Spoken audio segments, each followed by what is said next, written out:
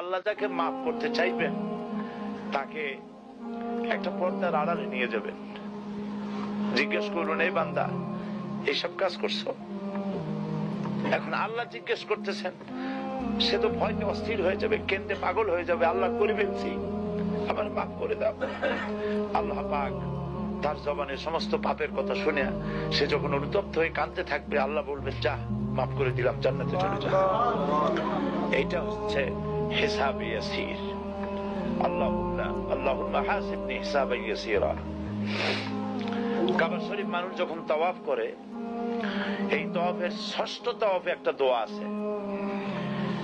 এই দোয়া আমি যখনই পড়ি আমি চোখের পানি রাখতে পারি না।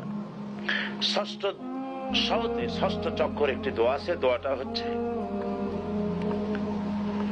আল্লাহুম্মা ইন্না আলাইয়া হুকুকান কাসীরান ফীমা বাইনি ওয়া বাইনাক